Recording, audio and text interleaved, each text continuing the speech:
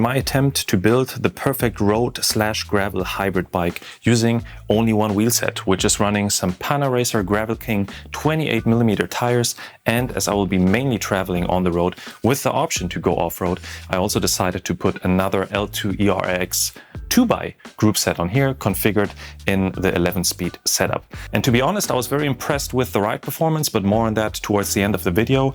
Unfortunately, the build process of this bike didn't turn out to be as smooth as I would have hoped it to be. But yeah, you'll see what I'm talking about once we get into the build. So let's get started.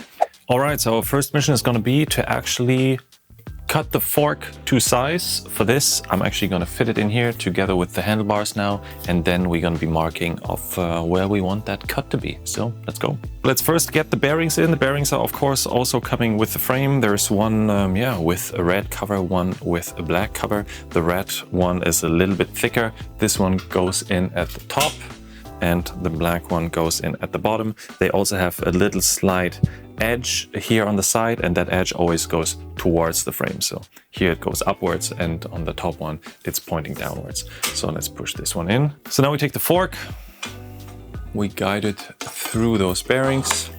There we go. Now we have this little top cover that also of course comes with it. That's also going to be protecting all the cables from the fork itself. There you go. Then we need the headset cover. There's also a little shim down here in this headset cover, so if you're mounting it, make sure that this is in there, because this can also easily fall out during transportation. Also with a big opening for the cables towards the front, and this needs to lock in with those pins into the holes that we just mounted in there. And then we're gonna add one additional spacer, which I think is the minimum. Maybe you could go without it, but I want to have at least one spacer here on top, as it's in the end the gravel frame don't need to be crazy aero and overstretched. And now I can put on the handlebars, and now it's also important that the handlebar interlocks with the pins of the spacer. There we go. Now everything is nice and snug, so we can tighten up those balls a little bit. That will make it easier to make the marking where we want to make the cut. I'm just going to take my screwdriver, flathead screwdriver, and just make a little mark on the fork itself where the cutting point needs to be. And here we have our nice mark, which we just made with the screwdriver. So now in theory we've done our marking, but if we would cut the fork where we made the marking, it would be pretty much flush with the opening here of the handlebars, which is what we don't want. It needs to be, I would say, around 2mm below that. So because we have the compression plug on top and we're going to be compressing the whole system, so there needs to be a little bit of an air gap to actually allow for some compression. And what we also have to calculate in is that at the top of the steerer we're going to be adding a compression plug, which is adding, I would say, also around 2 to 3mm of extra height. So this is all something that we have to subtract from here. So I'm now going to be measuring 5mm from here and make another mark, and this is where we're going to actually be cutting. All right, as it's cold and wet outside and it's raining, I'm going to be quick on this. So I mounted this cutting support here in the position where I wanted to cut. I have my carbon hacksaw, and let's quickly cut through it. Always worth to wear a mask to not inhale the carbon powder. And as it is wet outside, I think that's our advantage, because everything is going to be sticking to the surrounding. But what also always helps is to add a little bit of water to the surface that you're cutting, so that the water can automatically bind all the carbon particles and the carbon dust, so you don't risk of inhaling it. Let's go.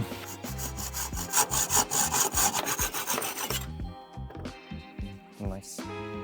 So now it's really important that you don't have any fraying parts up here. So at the very end, you just sand it everything nicely into one direction, on the outside as well as on the inside. There you go. Nice and smooth finish. Let's give it a try if everything fits nicely. So we're gonna put in the fork, freshly cut. There we go. Then we're gonna add little cable protector, headset cover, and the spacer, the handlebars. To lock into place with the pins below. We're gonna drop in our expander plug. Expand the expander plug.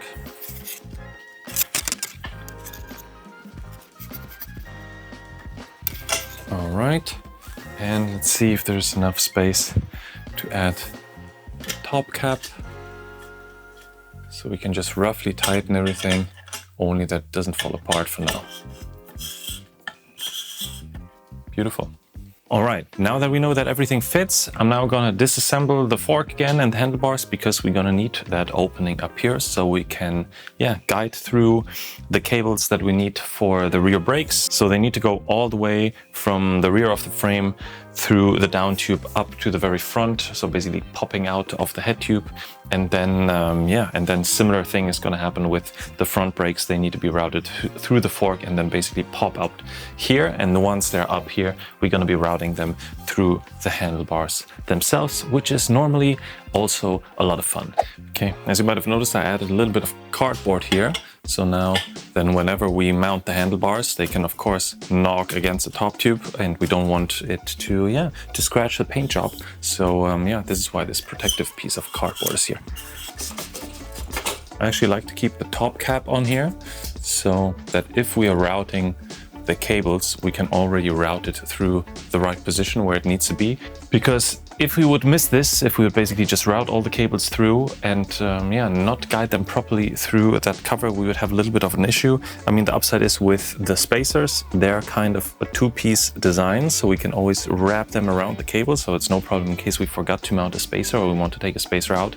But with the head tube cover, this is not a two-piece part, it's a one-piece part, so it's essential that we do proper routing from the get-go.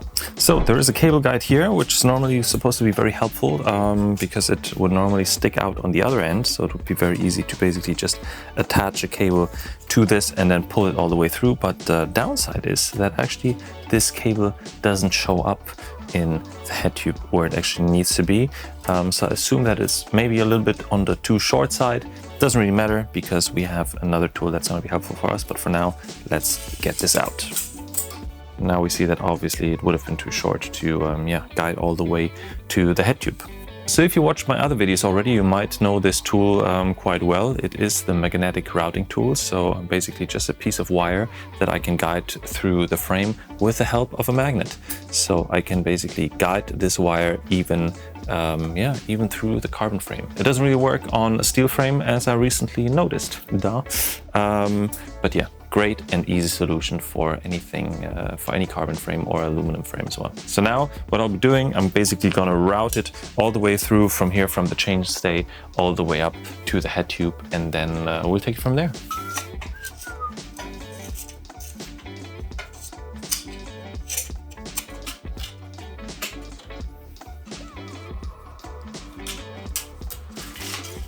Perfect. That's gonna make our cable routing now much easier, because of course the cable is way stiffer, so it wouldn't be so easy to pipe it through. I'm just quickly gonna cut off the end part of the brake hose, because it has another system which would have also allowed it to route it easy through the frame using a brake or a shifting cable. But we don't need that as we have our tool, so I'm just gonna cut it off here, nice and clean. And now we will be able to screw in the end part of our routing kit into the brake hose. Maybe push and pull.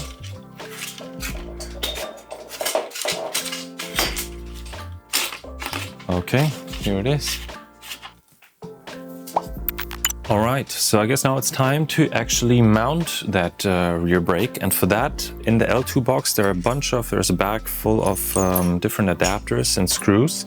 And we're gonna pick the one that's gonna fit our frame best, and then we can continue. So I found the right one for the rear. It is this one. It says rear and it says 140. So we're gonna be mounting a 140 millimeter rotor on the rear, 160 on the front. So this is kind of our only option. So first we need to attach the actual brake to the adapter itself. So we're gonna do this real quick. This just goes with these screws, which are of course also part of the package. Let's not tighten it all the way until we mounted the one in the front. And now we can tighten both screws properly. So now we can attach it via the adapter to the frame like this.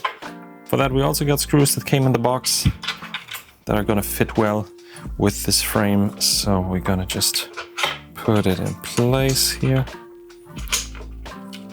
Find the hole. Same for the front one.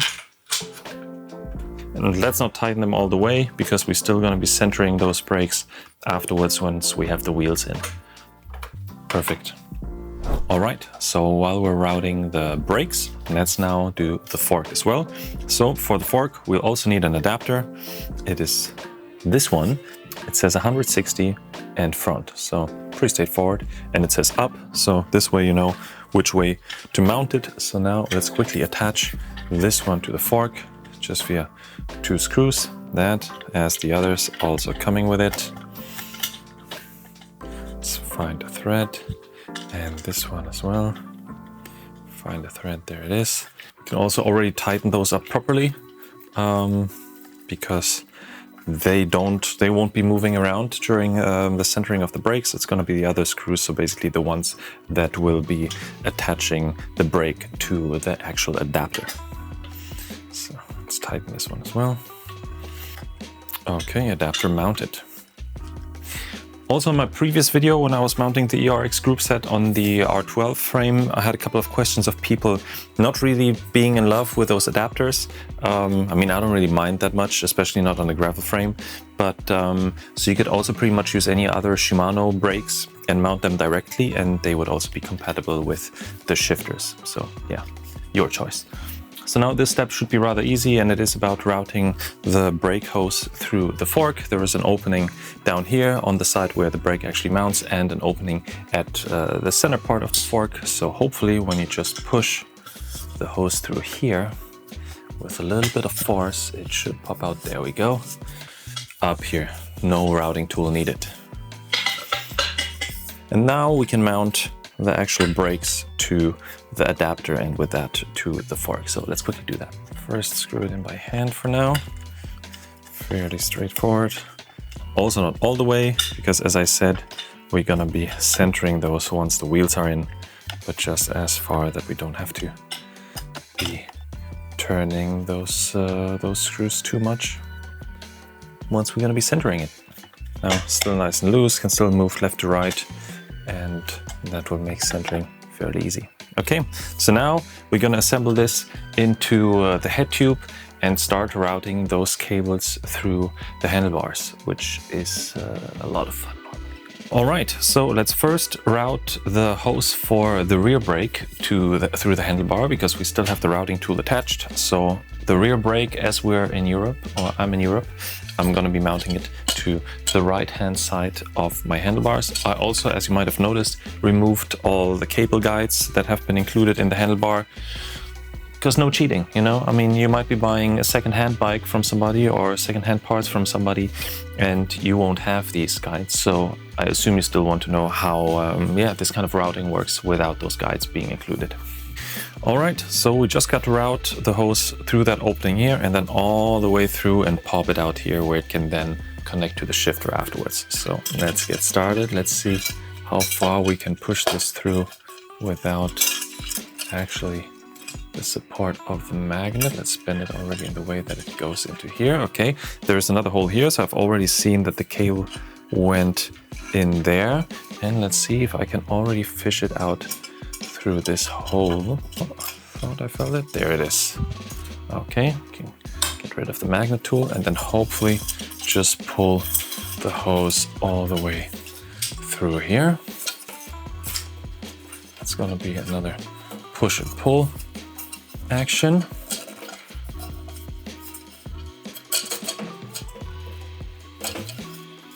Pull it a bit. Seems like it is stuck somewhere. There it is. All right, so now we can pull it all the way through.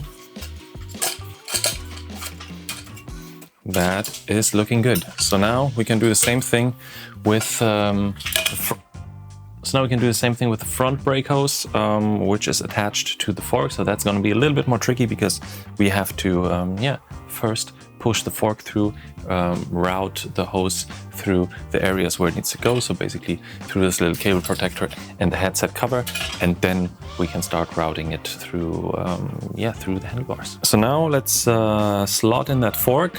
It's going to be an important moment now here because you need to watch out where you're going to be routing the brake hose from the fork, so basically from the front brake. This one is now for the rear brake. It is for my right hand shifter, so it is also be routed on the right hand side of the headset here. So now when I push through the hose for the fork, I need to make sure that it comes through and aligns on the right hand side of that other hose, so that they don't intersect, because it is a very tight space with all this integrated cable routing magic. So for everything to look smooth and to have not too much of a headache when assembling it, you need to make sure that the cables and the hoses are properly routed. But yeah, that now looks pretty good, and we can move forward with routing it through the handlebar. So now I'm gonna cut off the end of the front brake hose so that I can attach my cable routing guide. So let me cut this off right here. There is a little bit of oil leaking out because the cables are already filled with oil, like the whole system is already filled with oil, which is why there have been those metal end caps on the ends of the hoses, basically to keep everything in. So now I'm just gonna screw in the cable routing guide. Okay, and now let's route this one as well. So as previously, same thing, we basically route it through the main hole. Now from our side pointing on this side, and then all the way towards the shifter. So let me see if it's gonna be as easy as with the other one, that we can pretty much just push it through. I can already see it here at the opening. So now I'm just gonna get my cable routing magnet. Come on, buddy. There we go. Pretty easy. Let's see if we can pull it all the way through again. Because now, of course, the space is gonna be tighter in the whole setup. Pushing and pulling starts again. So keep pushing. Pull a bit to get it into the right direction. Pull a bit again.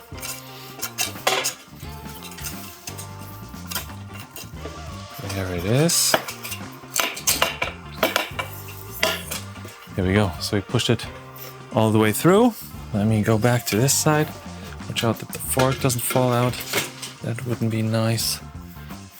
But everything's kind of protected by being now already routed through the handlebar. All right, so now let's say we put our spacers on, and then we pull the hoses all the way through, and then we can already finalize basically the upper part and already have everything nice and solid when it comes to a handlebar fork kind of mount combination.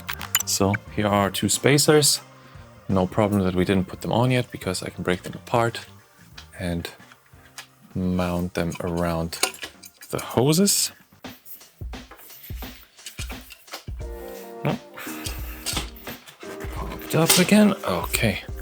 So now we just gotta push everything properly through here. So again, pushing and pulling.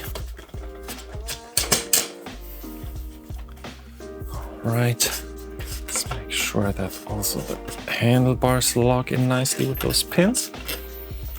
All right, that does look nice and clean. So now we can put in the expander plug, expand it.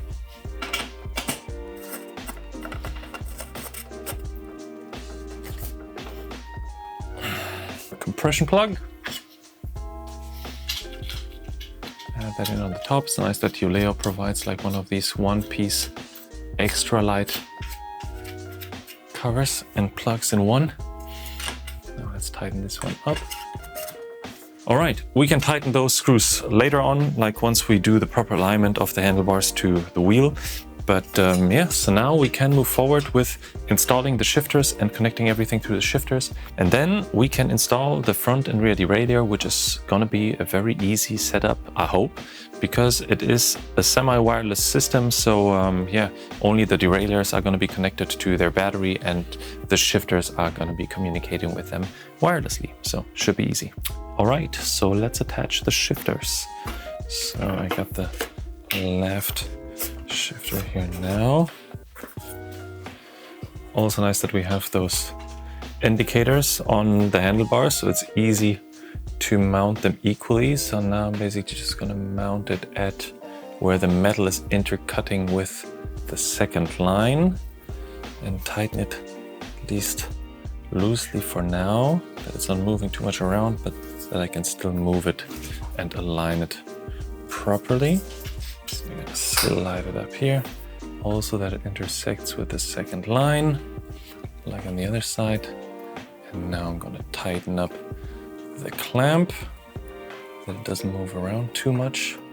So maybe one interesting tip for you out there, the screws that are there to tighten up the clamps are always very hardly reachable with a regular key. So just a tip, so try to get a key that has this little nudge in here all the way around, which allows you to get into the bolt at an angle without actually really rounding off the bolt. Now we have this super long brake hose here. We can't even push everything into the handlebars.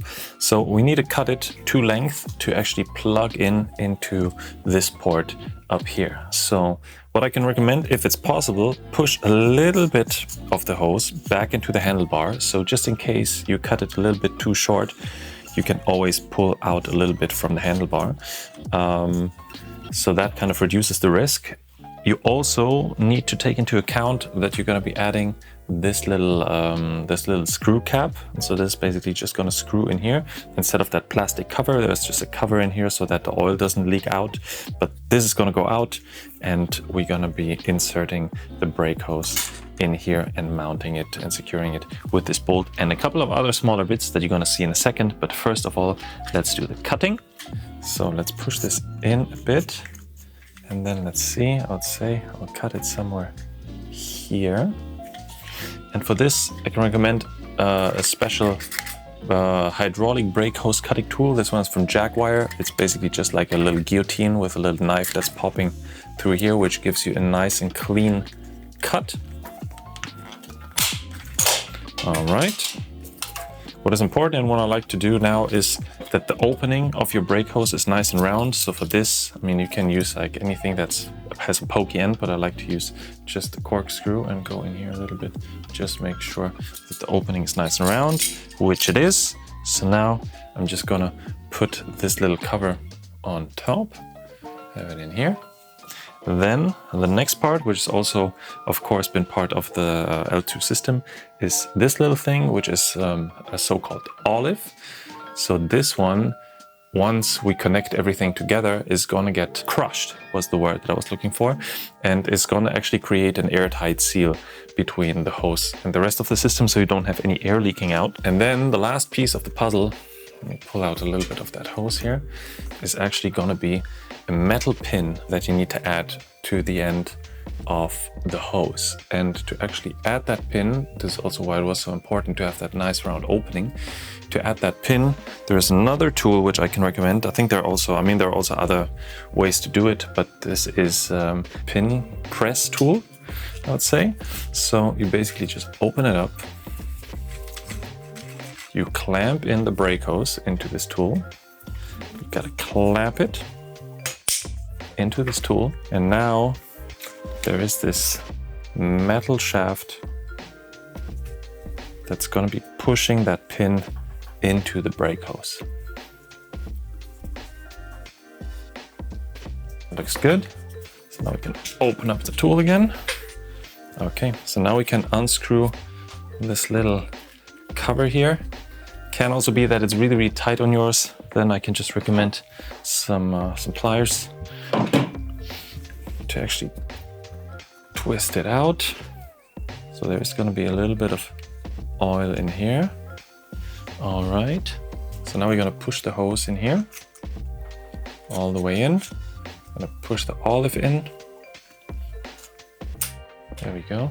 And now we can start threading this end in. Let's make also sure that really the hose is really pushed in all the way. Okay, so now I can't tighten it further with my hands, so I need my tools.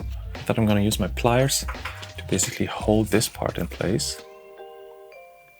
And now I'm gonna tighten this one. The nice thing here is that you're tightening the metal nut into metal. With the Shimano shifters, you pretty much are threading this metal nut into the plastic shifter. And I already have done it once where I screwed it in a little bit too tight and it cracked the housing of the shifter. And that actually just means you can go to the shop and buy another shifter, hoping that it's not Sunday. So we can pull back the rubber cover. And we do this exactly the same thing on the other side. All right, here we're gonna be doing exactly the same thing.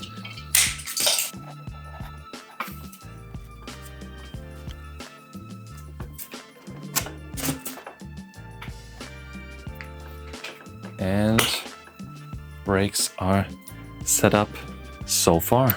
It's time for the derailleurs, and as this frame is currently set up to be 1-by, as you see that there's just a blank cover here, I need to set it up to have a front derailleur hanger. So let's quickly do that first.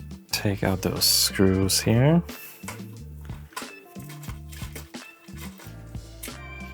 All right, and then we're gonna mount this front derailleur hanger here.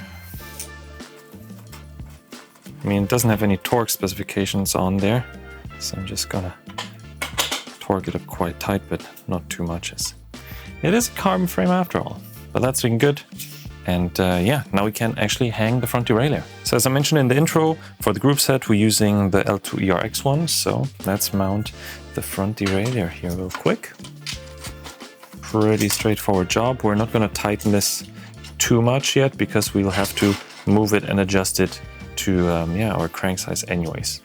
So let's add some grease here first to this thread. All right, that should be enough. Let's hang this one here. There's also, you need to watch out, there's this little nose here and this little part here. So this one needs to be sitting on top of that nose. And this one we can actually properly tighten. All right. Looking good. So what I forgot to do is actually to grease the bearings up here and there, so which is very important, especially for a winter bike, that you don't want to get any moisture in there. So let's see how this is going to look like, because it's pretty much equal what you'll do with your bike maintenance in general, which I think you should be doing around once a year, checking your bearings, greasing them up, cleaning them up again. So let's get that quickly disassembled as far as we can so we can get to the bearings. Okay. Compression bolts open. So now we can lift all this up. Let's push it down first so we can get to the lower bearing. So with this little tool, I'm just going to quickly try to pop out that bearing, or maybe we do it in the top first. It should be easier here because there's a little bit more breathing room. Okay, there's our bearing. Spin the bearing around.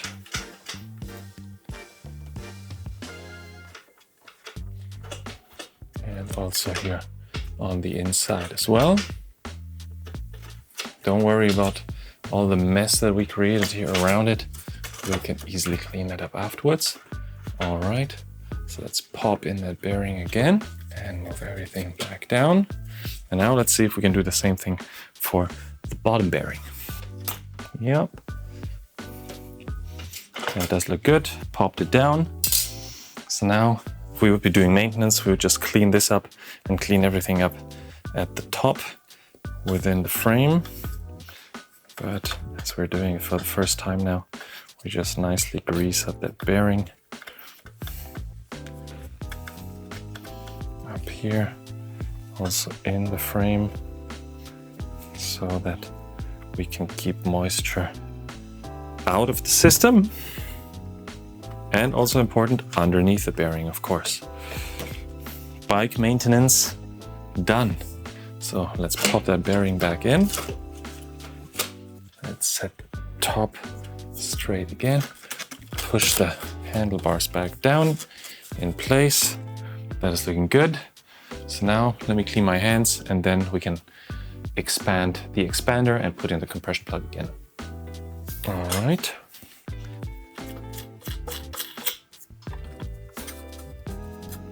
All right. Yeah, we'll fine tune that later once we got the wheels.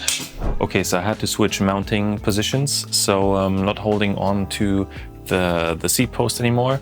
I'm holding on to the top tube, but I mean, be careful if you do this at home. Never clamp your top tube because it is rather fragile and thin. I'm really only having it here. It's basically just laying on top of the mount, because now I need to get the seat post out so we can put the battery for our group set in there. There we go. Make sure that this doesn't fall into the frame. Perfect. All right, so the battery for the group set goes into the seat post, but of course it would just basically slide in here, or whenever I'm mounting it back into the bike, it will just fall out. Normally, I think also with the ERX group set, there is a nice rubber piece that goes around the battery. I actually just took that out for my other build and used it there. So now I'm gonna be switching to my second alternative of how I'm mounting these. So let me wrap this around nicely, and then I'll use some electrical tape to just secure it around it. That should be good. And now just push it in into the seat post. Nice.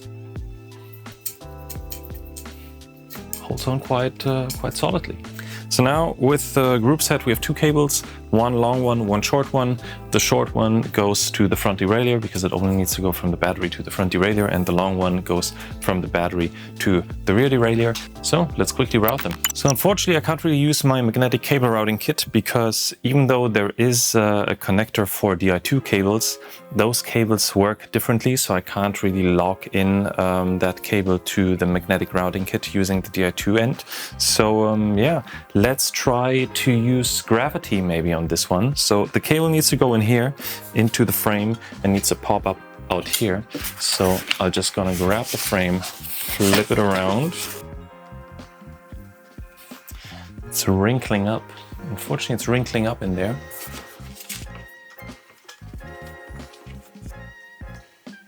Nice hook. That over in here.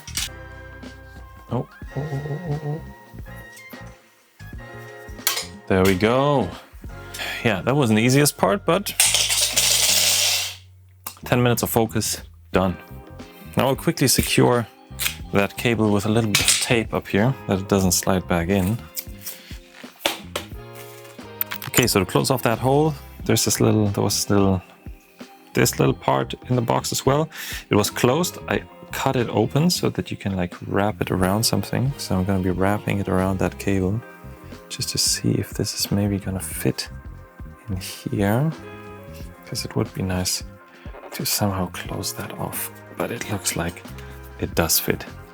Okay, so now we can connect the cable to where it belongs in the front derailleur, and let's go up here and connect in to here. Fantastic. So you can push the rest of the cable in. Then now for the cable for the rear derailleur, it needs to go through here in the back, through the chainstay, pop out here in the bottom bracket area, and then also go up there. So let me give that a try, if I'll be able to push this all the way through into the bottom bracket area.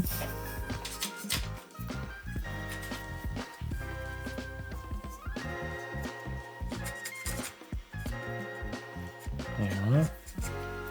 Oh yeah, got it.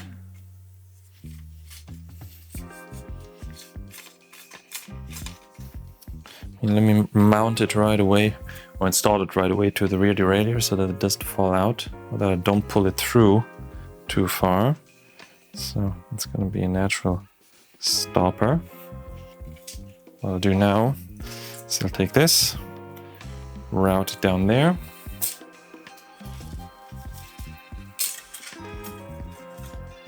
So now I'm going to take that cable and I'm now basically just going to tape one into the other and then hopefully be able to pull it through.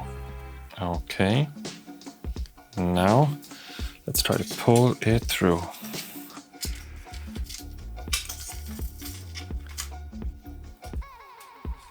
There we go, beautiful. Now we can take the tape off. So now we can attach the battery to this and slide the seat post in. Okay, so let me connect the connectors here to the battery. So this one and this one.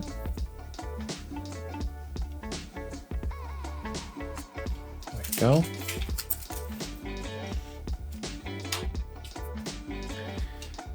Now we'll slide everything in here. All right, and add the little wedge.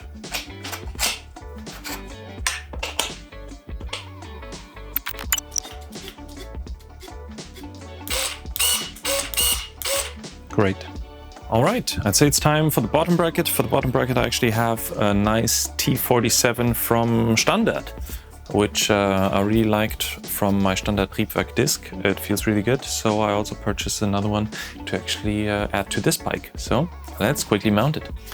So another very important area where we need to apply lots of grease. So let's add a good bit of grease in here, just to keep all that water out of here.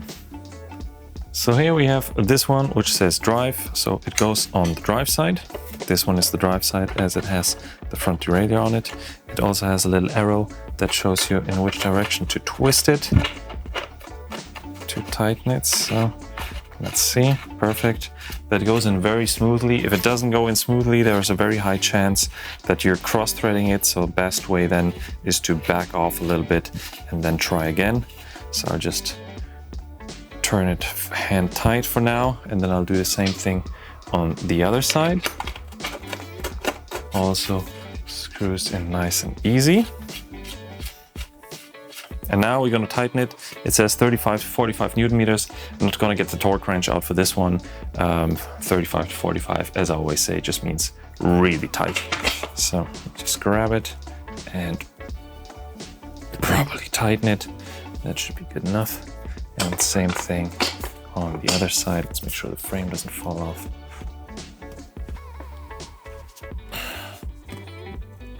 There we go.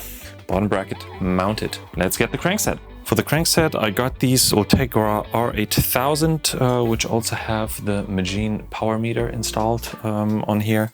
It's actually both-sided power meter, and yeah, took them off my other bike because my other bike is getting some ultralight crankset right now. So, but that's going to be another video. So right now we can use this beautiful crankset for this setup. We're gonna, as always, put some nice grease on here as well, and then we can easily and quickly mount it. Nicely on here. Keep all the water out. All right. Now, maybe most straightforward install. Guess I jinxed it. We actually might have a little bit of a problem here. It is not the right bottom bracket.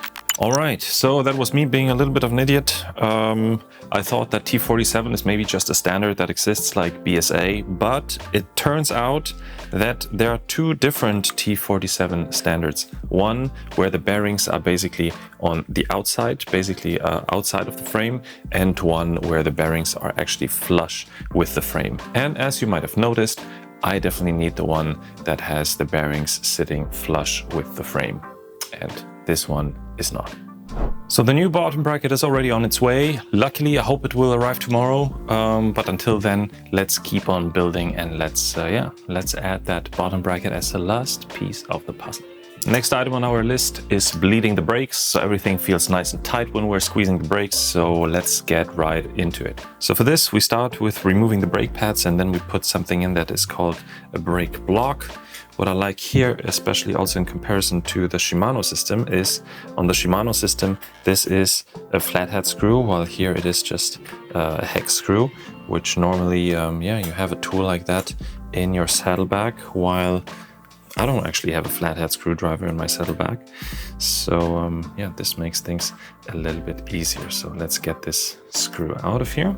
Okay, I'll just grab it and pull it out. And then we can pull out the brake pads. Now we take the bleed block. What this is doing, there are two pistons in here which are compressing the brake pads together every time you pull the brake lever. And what we want to do is we want to give them some resistance that they can't be pushed in while we're doing the bleeding.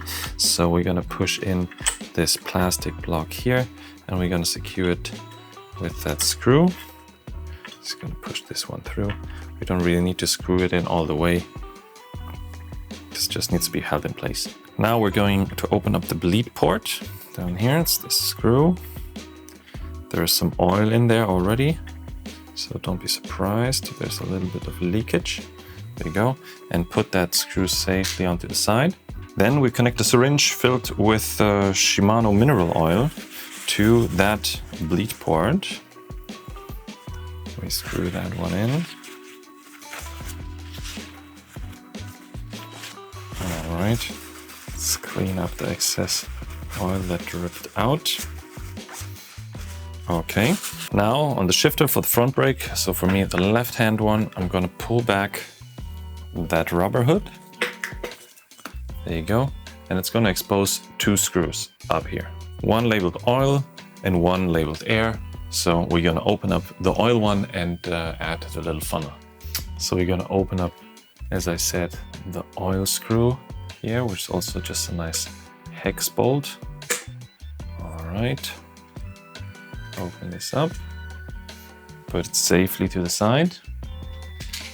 And now you can take your funnel, which normally is part of a Shimano bleeding kit, and just screw it in here at the top. You can take out that little plunger now that's here in the center. Have it sitting in there. And now what we're going to be doing is we're going to be pushing oil through the bottom syringe and hope that it's going to pop up here. You can already see the first liquid filling up. It's not red, it is bluish green here, because that's the color of the liquid that L-Twoo supplies, but they said that it's 100% compatible with the Shimano mineral oil. So it's just going to mix into this weirdly greenish, reddish color together with the Shimano mineral oil. So now it's important that we put that little plunger in, which is gonna avoid any oil leaking out once we take that funnel off. Okay, and then we can take the funnel slowly off. Make sure to not drop it. All right, that looks good. We're gonna screw in that oil bolt again, gently. Okay. And clean off now any excess oil that's here on the top. And now we're gonna open up the air bolt. And now we're gonna push through a little bit more mineral oil until it leaks out of this oil opening. There you go, that looks good. Now we can drop that bolt back in and screw it in again. So now we can unscrew the syringe.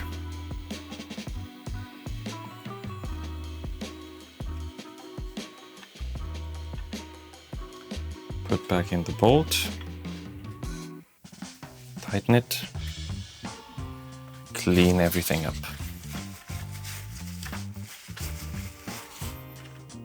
Okay, that's looking good.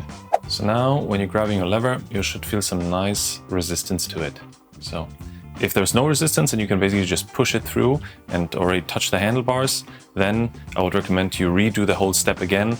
You can also basically flick that brake lever and keep on pushing it here and there from time to time, just to force some of those air bubbles, which might potentially mean the system, to either push them up into the funnel, or to push them down back into the syringe.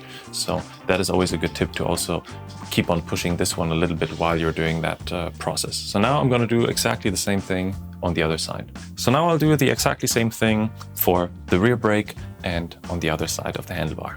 Let's go.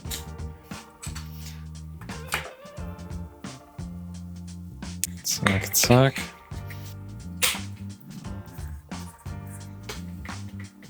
No air bubbles in sight.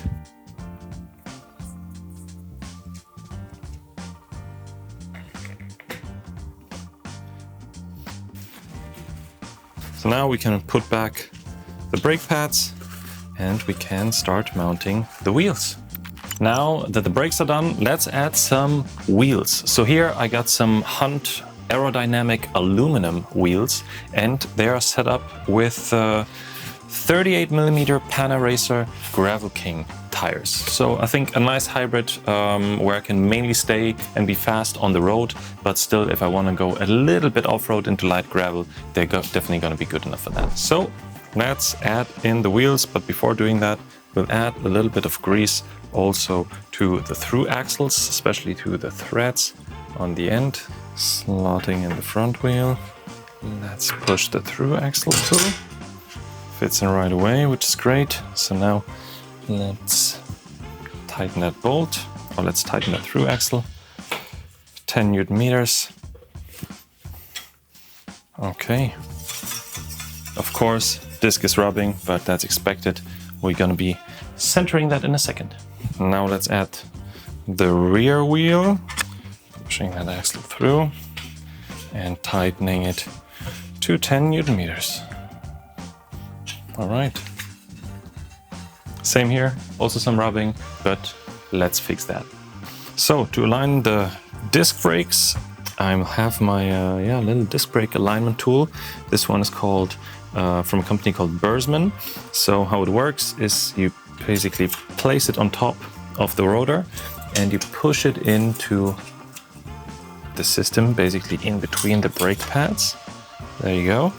Now you compress the brake up on the lever, which should pretty much center this piece to the disc, which should give enough space once you pull out this metal part, where basically you have these two metal sheets sitting on each side of the wheel. Once they are removed, that should give you enough buffer to actually not have the discs rub.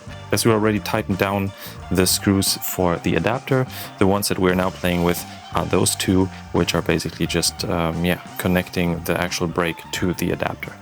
So now we're gonna slowly tighten these two screws.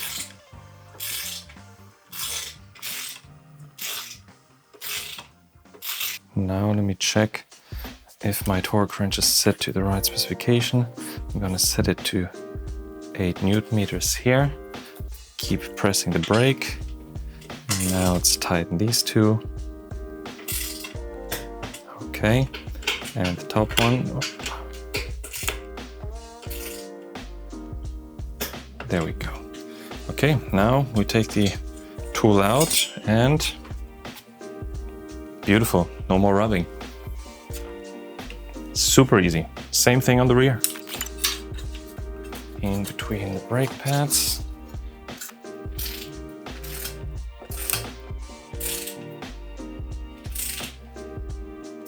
There we go.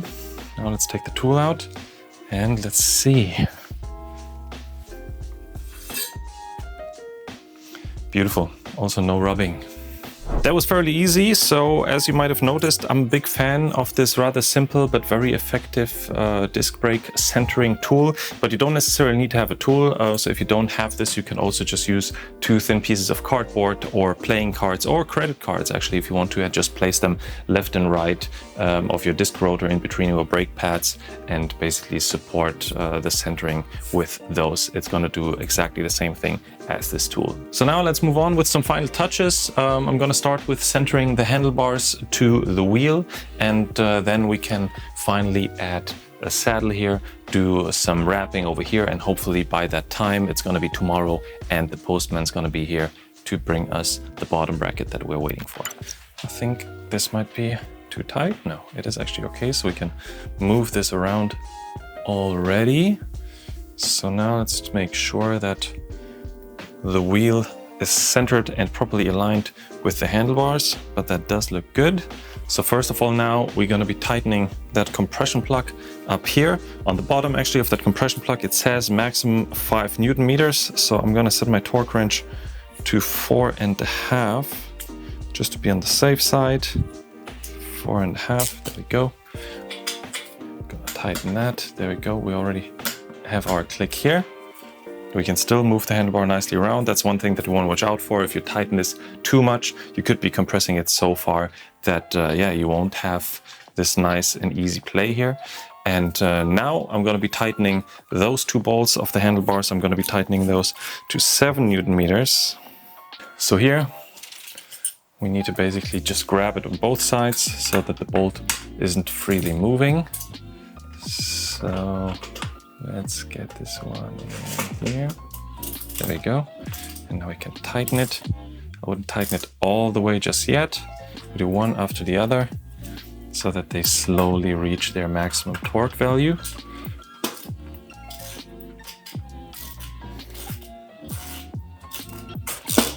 This one's very loose. Okay, I'm gonna torque this one up to the actual torque value of 7. There we go. And now this one. Nice. Okay, so while we're working on the front, there's also a nice up front mount with a bunch of inserts for Garmin, Wahoo and so on, and also a nice mount for your action cam or for your light. And yeah, while we're here, let's also just quickly attach that one. It is also not the lightest computer mount as it is made out of metal, I think aluminum. So with this insert for the Wahoo and also for the action cam mount, it is together 45 grams. So yeah, I might swap this out at some point for a carbon one, but this is what we have at this point. So yeah, we'll just work with that. All right, and the rear one. That is looking good. Definitely very solid and I think visually, aesthetically, also a nice looking up front mount. So while we're mounting accessories, let's also add the bottle cages already. So I got 2 full carbon bottle cages here that I've also been using on some of my other bikes. Cheap, light and very stable so far. None of those broke on me yet. So yeah, let's add them real quick.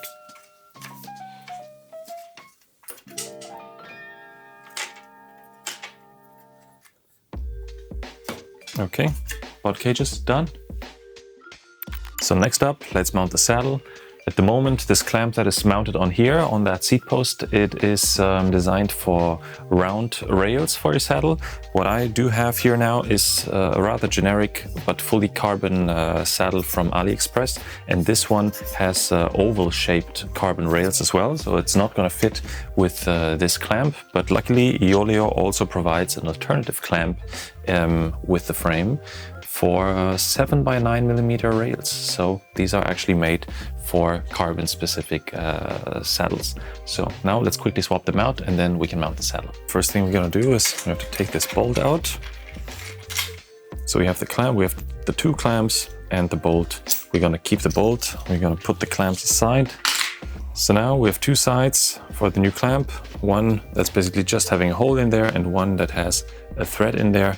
So the one with the hole, this is where we just stick the bolt through, then we stick it through here, and on the other side we mount the one with the thread and we just start threading in the screw.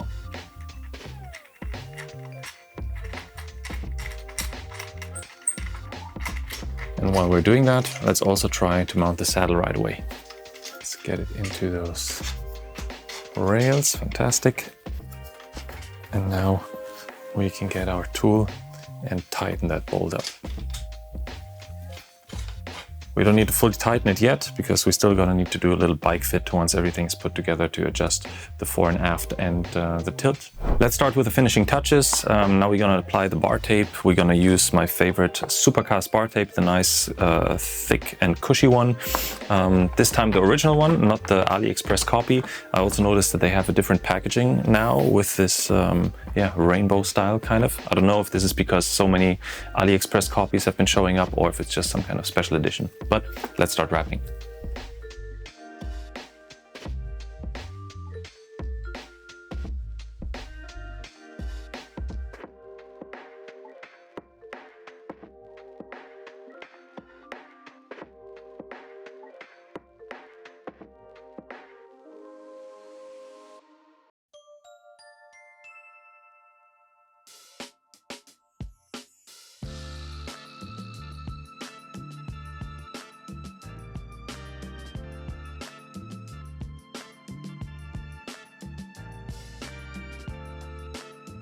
Nice.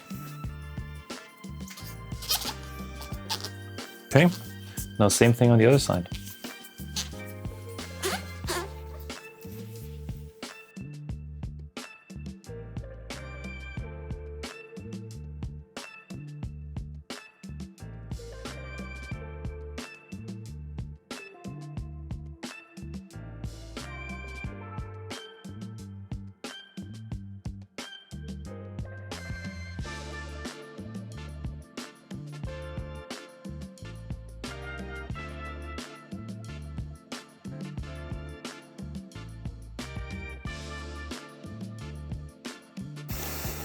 Done. To finish that front end, we just need to add the bar end plugs, which also come with the bar tape. So we'll just push the tape in, put the plug in, and then expand the plug by opening up this screw in here.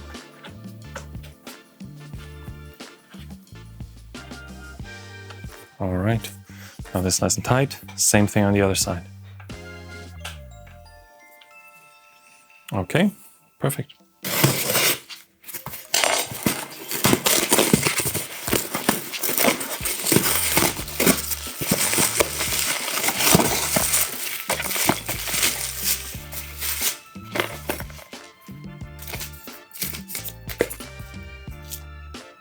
Let's hope that one will fit. So in this bottom bracket from Token, we don't have the drive or non-drive labeling, but we have, let me see if you can see it, a right and a left labeling. So let's start with the right hand side. Again, just trying to thread it in as far as I can by hand. Let's tighten it this way. That's going in very smoothly, so that's a good start. Okay, let's do the other side real quick. Tighten it by hand. Make sure to not cross thread anything, but this one's going in very smoothly. Use the tool to get it closer. Of course, this one is a little bit harder to screw in with because there's not so much space to grab onto. Did I just notice that this tool isn't fitting here on this one? Oh, it looks like the tool doesn't fit. Great. Yeah, I waited 2 or 3 days, I think by now, to get a nice Token T47 bottom bracket, which you can now see here, which I think should fit. But now the problem is that while my bottom bracket mounting tool perfectly did fit on the one with the external bearings, it doesn't fit on the one with the internal ones. So now I need to wait another couple of days to get a proper tool for that. So yeah, might take a little bit longer to get that video out. The time has finally come when the bottom bracket tool arrived. And not only the bottom bracket tool arrived, another bottom bracket tool arrived. Because as it turns out, I've already been a little bit confused with the T47 standard with this whole internal external bearing kind of thing. There seems to also be a difference in regards to how many notches there are on like the outer cup, so for mounting purposes. And I've seen tools for 12 notches and 16 notches. So I ordered this one, which has 16 notches, and then I also ordered the Park tool adapter, which is two-sided. So it has a 16 notch side and a 12 notch side. So with this, I thought that I'm going to be super safe. I didn't know which one is going to arrive first, so I ordered both of them just so that I can finish this project as quickly as possible. So I'm going to use both of them now. I'm going to hand tighten it with this beautiful Park tool because it just looks beautiful. And then instead of getting my torque wrench out, I'm going to use this one to basically tighten it to the desired spec of, I think, 35 to 50 Newton meters. So pretty much really tight. So let's start with the Park tool one. I mean, look at this beautiful piece of metal. So this side has the 16 notches. So this one fits perfectly here. It has a nice knurling on the outside, so it's very easy to basically just grab it. And then I'm gonna hand tighten this as far as I can.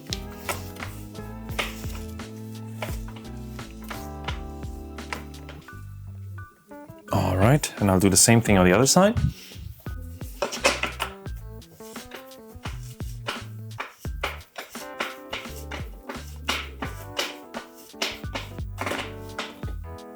All right, let's get the other tool.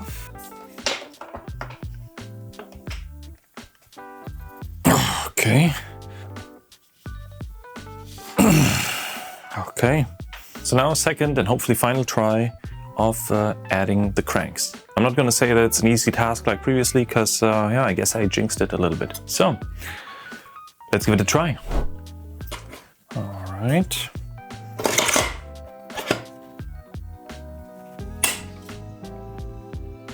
That is looking good. Let's now check the more important other side. So this already looks way better. Now let's see if we can mount the crank on here. Push it in. It's looking good. Let's put on the preload bolt.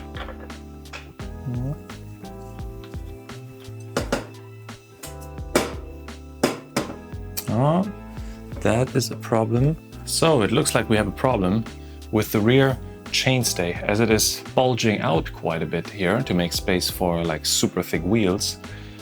I'm now having a crankset here, an Ultegra crankset with a double-sided power meter. So it has a little sensor here on the side, and you see that it contacts the frame and doesn't let you pass it. So let's see how we're gonna fix that. So what I did do now, I actually took the crankset from my Yoeleo R12, which is this new 105 crankset, and I swapped it out for the Ultegra one with the power meter. So now we take the 105 crankset, which is super plain, super basic, no power meter on that, and hope that this one is now finally gonna work. 3 times the charm, I guess. Okay, it's looking good. Enough clearance here. It actually doesn't even rub against the front derailleur like the Ultegra one did. So that is looking good. Let's check the other side. Let's put in the crank arm. See, already no interference with the chainstay, so that's good. Let's put in the lock pin. Okay, lock pin is in. So this one, very important. This one basically just protects from the crank arm actually falling off in case those screws somehow get loose and are not tight enough. As you see now, I can't pull off that crank arm anymore because there's a plastic pin that locks into the spindle. So now I can add the preload cap here. There is a tool somewhere for this, but I mean, as it's only 1 to 2 Newton meters, you can also just tighten it with your finger. At least that's how I do it. And that looks good. So now let's tighten those bolts to 12 Newton meter each, and then we're finally good with the crankset. Okay, other side.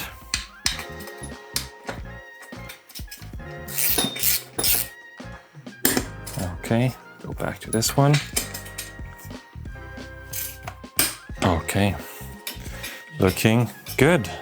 Now we want to quickly adjust the front derailleur height. So as you see, there's this, as it's a new group set, we have this nice sticker here with some guiding lines showing us that we want this to be around 3 millimeters between the bottom edge of that cage and the top teeth. We're a little bit too high right now if we look at this, so we need to lower it a little bit. So let's quickly do that.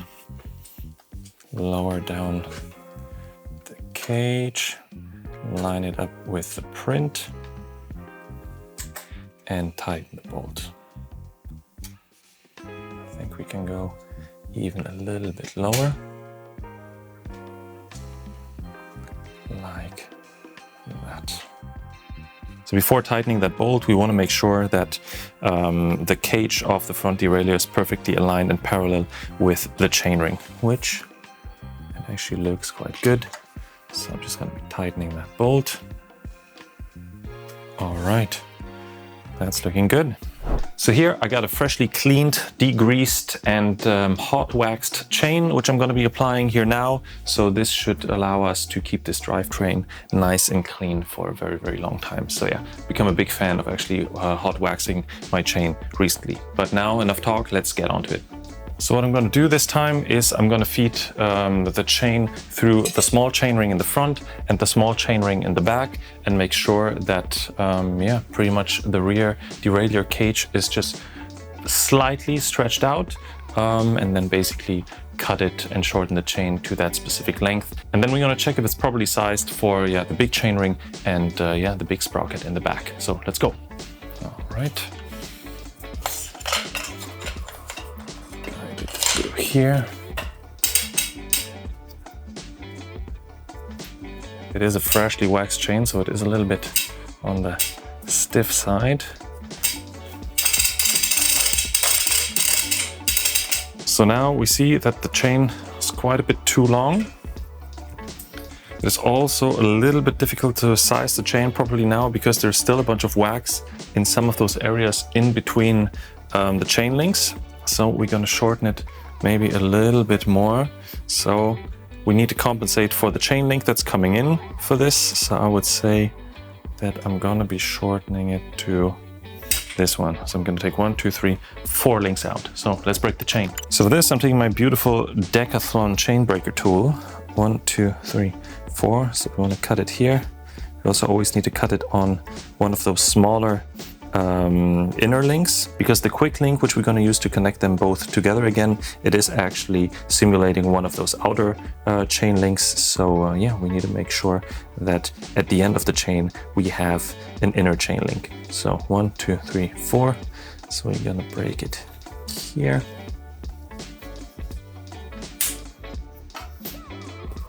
All right, pin is out.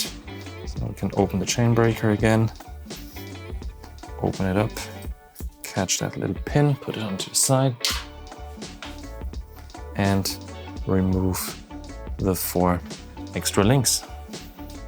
So now we're going to take our chain ends and insert the little chain link, one on here and one on the opposite side. And now we're going to lock them together like this. And now this little chain link tool is coming in to basically just push them out and lock them into each other. Okay. Perfect. So let's do a quick indexing check if we need to do any bigger tweaks here. Up, up, up, up, up, up, up, up. Up, up, nice, down. Okay, it is waiting a little bit on the down from the first one. Down, here as well.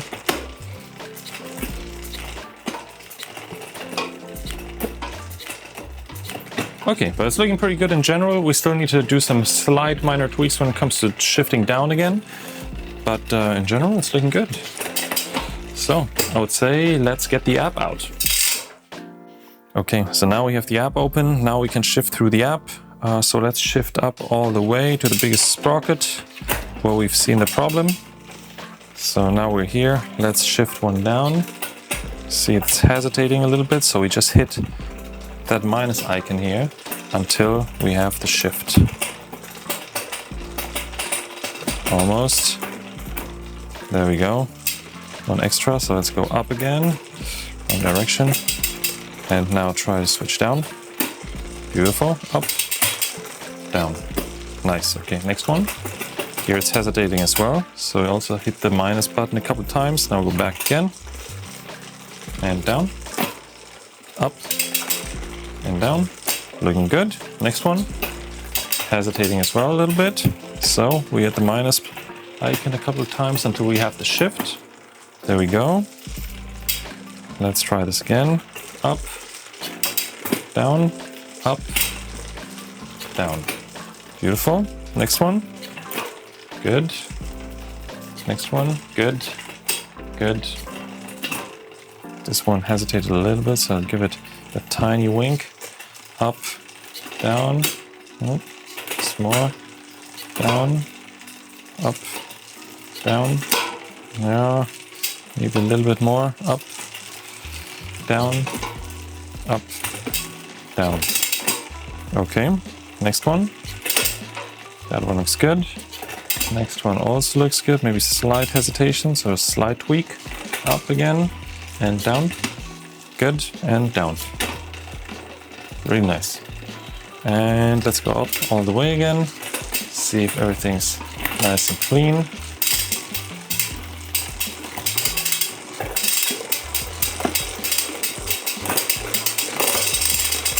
This is looking great. Shift all the way down. And we're good with the rear derailleur indexing. Now let's have a look how the front derailleur performs. Still gonna do the shifts from the app because that's nice and easy. So big ring, small ring, big ring. Hesitating a little bit, so I think we can push it a little bit further out. Okay, down. It's nice. Up.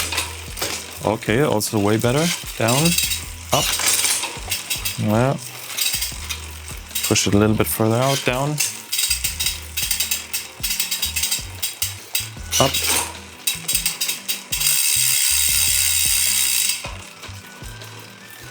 down, up, down, up. I think this is looking pretty good. So now we're pretty much ready with the build. I'm just gonna do a little bike fit later on, and then I'm gonna try to take it out on a test ride tomorrow because it's already dark today. But one more question that I would like to answer today, and it is, how much does it weigh? So let's do a quick weight check. Here, all right. Let's see. Let's let it float.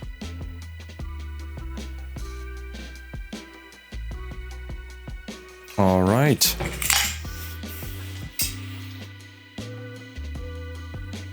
.35 kilograms. I think that is pretty good for a gravel bike in general. I mean, it has also the heavy up front mount here. We have the 38mm Panaracer tires filled with quite a bit of sealant. We have a 105 crankset that we had to swap out now. We've been kind of forced to do that.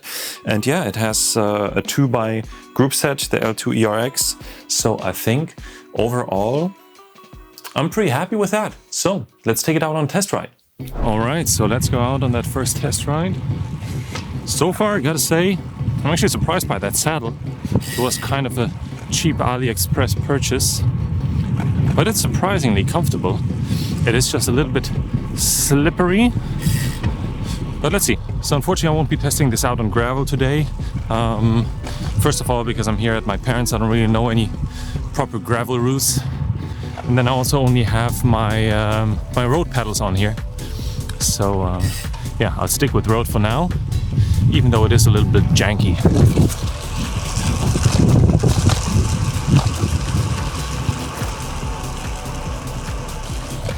And I also try to get us some drone shots today for the first time with my Hack Together DJI Mini 4 mount.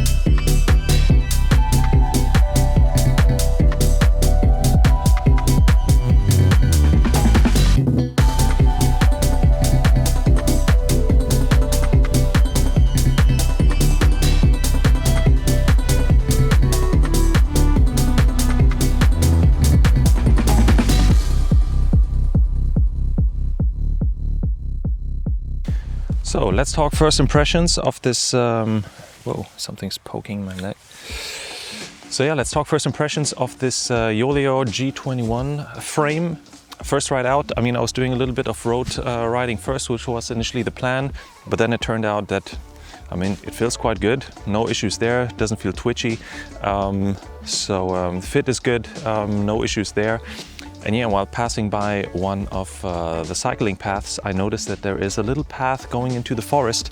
And I thought, okay, I mean, this frame, I guess, is made for these kind of paths. So I took a turn and yeah, went into the forest with it. Even though this is something that I haven't been really doing a lot. Yeah, I gave it a try because I think the frame is really made for these kind of paths. And yeah, I have to say I felt very comfortable. I mean, of course, it is also a size smaller than my R12. So I'm a little bit more upright, which I guess also adds to security. Handlebars are of course wider with the flares out, so it felt very stable even when I was riding one-handed to do some drone steering and stuff. Yeah, something that I didn't expect. I thought that, especially in the woods, that it's gonna be something where I need to like really grab onto the handlebars. But yeah, it wasn't the case. So I have to say it felt very different riding this now in comparison to riding my R12 with the gravel wheels.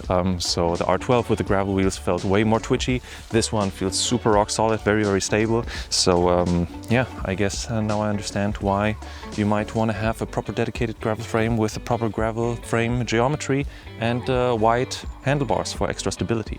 So yeah, here I'm also running my Panaracer Gravel King 38 wide tires, so 38mm wide tires. I think good enough for the things that I want to do. I'm not planning to do like proper hardcore gravel anyways, or do some deeper adventures into the woods where you might need a little bit more profile, I would say, on the wheels. I think these are a perfect compromise for me to be fast on the road, and then if I want to yeah, take a path through the woods to maybe take a shortcut, that I also feel safe and comfortable on this. And yes, other than that, also the ERX group set works flawlessly like on my R12. So I think that I'll keep this one on here. I think that I will not be waiting for the dedicated gravel group set coming from L-Twoo. I mean, I know that there is one in the making that you might have seen on other YouTube channels. But yeah, I don't really plan to go one by anyway. So I think I'll just keep this one on this gravel bike to yeah, make it the perfect hybrid. So yeah. I think that's it for this video.